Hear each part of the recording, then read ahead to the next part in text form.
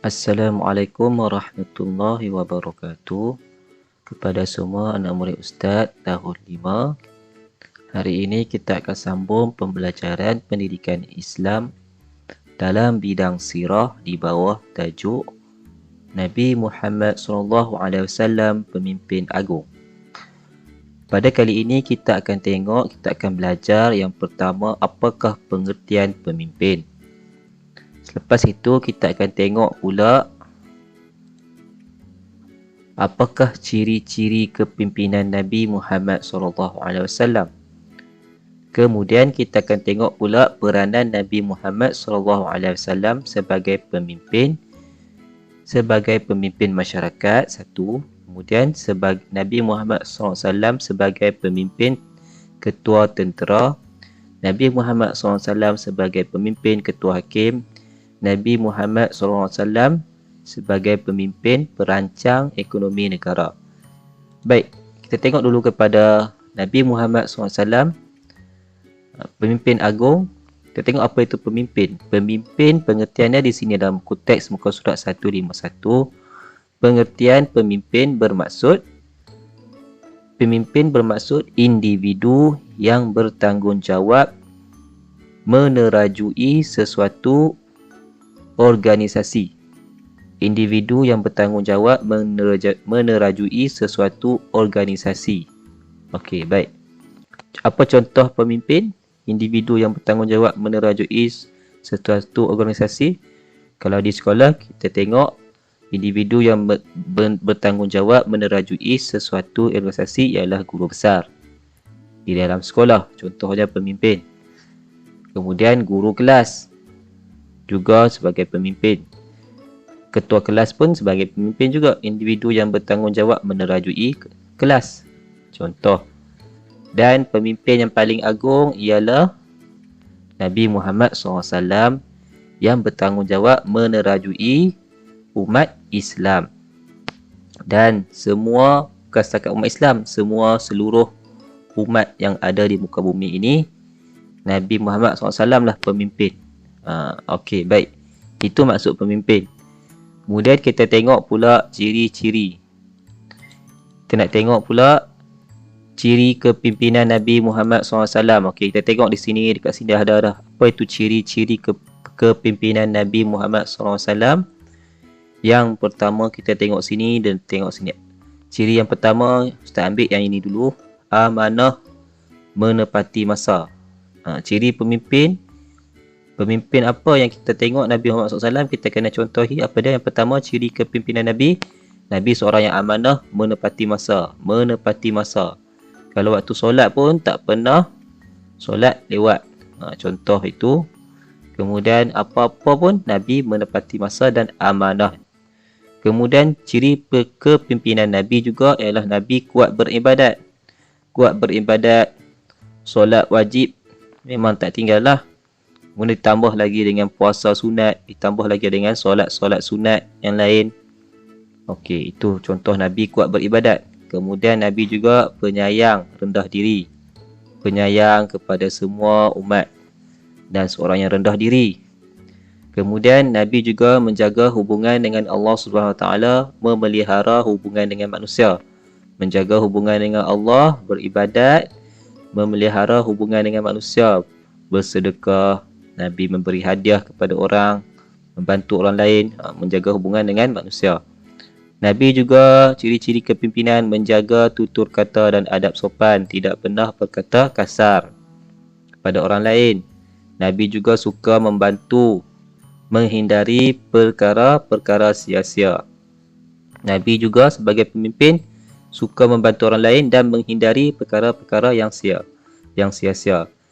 Kemudian Nabi sebagai pemimpin juga, Nabi bertanggungjawab menghormati orang lain.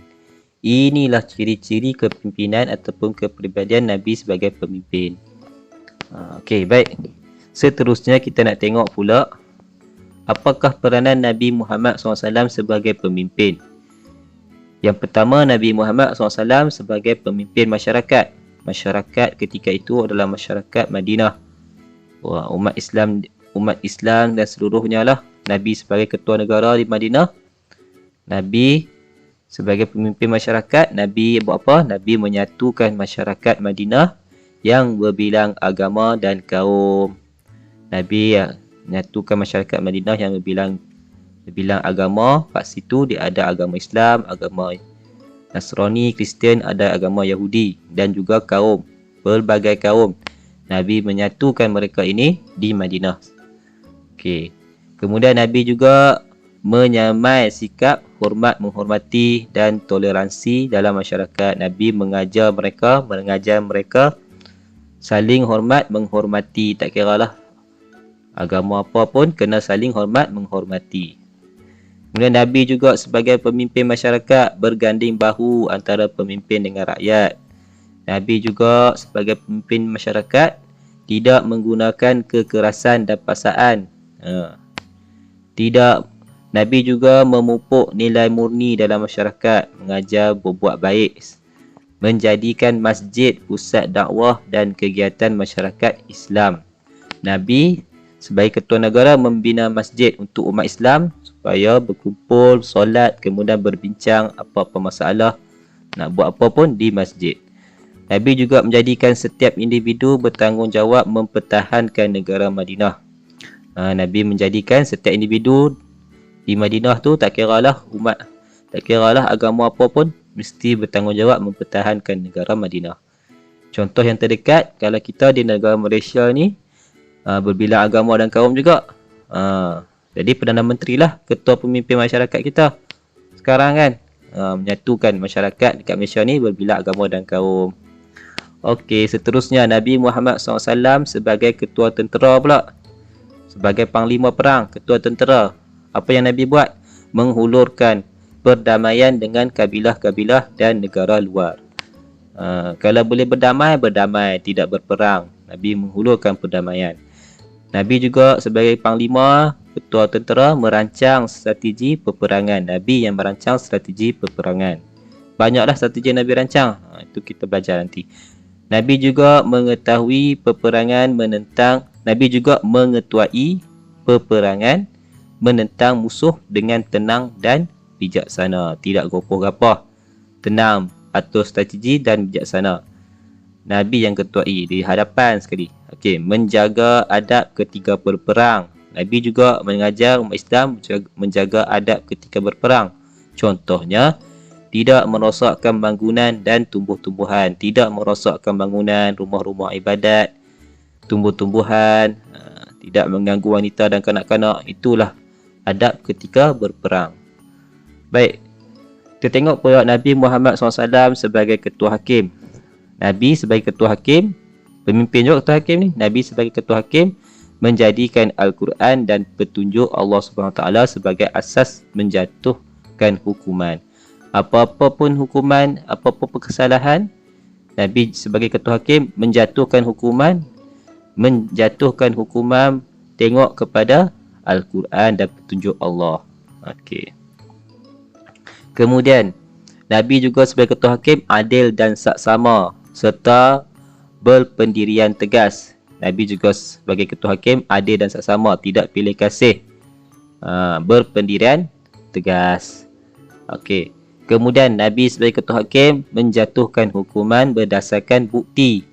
Ada bukti baru jatuhkan hukuman. Dan saksi tanpa pilih kasih. Itulah sepatutnya sebagai ketua hakim menjatuhkan hukuman mesti ada bukti yang kukuh. Okey, baik. Nabi Muhammad SAW sebagai perancang ekonomi negara.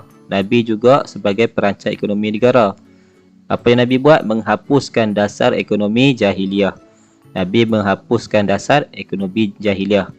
Kalau dulu orang jahiliah suka buat apa? Berjudi, mengamalkan riba, mencuri, macam-macam lah. Jadi Nabi hapuskan semua tu sebagai perancang ekonomi. Sebab itulah menjatuhkan ekonomi. Jadi nak rancangkan ekonomi kena hapuskan dulu yang jahiliah.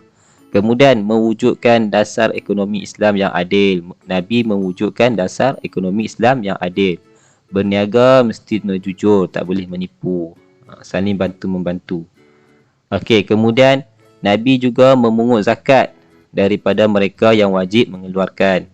Nabi mengutip zakat daripada orang kaya, diberi kepada orang yang miskin. Jadi orang kaya mengeluarkan zakat, memberi zakat, Nabi kutip, bagi kepada golongan miskin. Itulah Islam. Kemudian Nabi mengagihkan zakat kepada mereka yang layak, yang miskin. Okey, kemudian Nabi juga membasmi segala bentuk penindasan seperti riba. Yang tadilah amalan jahiliah tadi tu. Riba, rasuah dan penipuan. Nabi membasmi semua tu. Tak ada lah riba, tak ada lah rasuah, tak ada lah penipuan. Jadi ekonomi negara terancang dan berkembang elok. Itulah contoh-contoh Nabi Muhammad SAW sebagai pemimpin masyarakat, ketua tentera, ketua hakim dan perancang ekonomi negara. Baik, seterusnya Ustaz nak kamu buat latihan dalam buku aktiviti kamu. Buat latihan buku aktiviti muka surat 65. Muka surat 65. Okey. Nabi Muhammad SAW sebagai pemimpin agung. Nombor 1, nyatakan maksud pemimpin. Dekat mana kita nak tengok? Okey, nombor 1 jawapan dia di sini. Kamu tengok buku teks. Ni, pengertian pemimpin. Sini, pemimpin bermaksud individu yang bertanggungjawab menerajui sesuatu organisasi. Inilah maksud pemimpin. Kemudian, nombor 2, jelaskan 3 ciri kepimpinan Nabi Muhammad SAW. Okey, dia nak 3 saja. Jadi, apakah ciri kepimpinan tadi kita belajar? Ini dia. Pilih 3 saja di sini.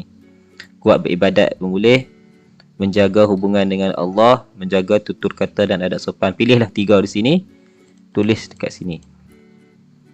Kemudian, jelaskan peranan Nabi Muhammad SAW sebagai pemimpin dalam perkara berikut. A. Nabi Muhammad sebagai pemimpin masyarakat. B. Nabi Muhammad SAW sebagai ketua negara. C. Nabi Muhammad SAW sebagai ketua hakim. Kat mana nak tengok? Dekat sini. Sini Nabi Muhammad SAW sebagai pemimpin masyarakat. Nabi Muhammad SAW sebagai ketua tentera. Nabi Muhammad SAW sebagai ketua hakim. Dekat mana? Pilih salah satu saja ni. Contohnya Nabi Muhammad SAW sebagai pemimpin masyarakat. Pilih yang ni. Tidak menggunakan kekerasan dan paksaan. 1. Okey, Nabi Muhammad SAW sebagai ketua tentera, pilih 1. Mana? Pilih sini. Nabi Muhammad SAW sebagai ketua hakim, pilih 1 sahaja. Okey, itulah latihan kamu sebagai pengukuhan. Nanti hantar kepada Ustaz. Teruskan usaha kamu. Jaga diri baik-baik. Assalamualaikum warahmatullahi wabarakatuh.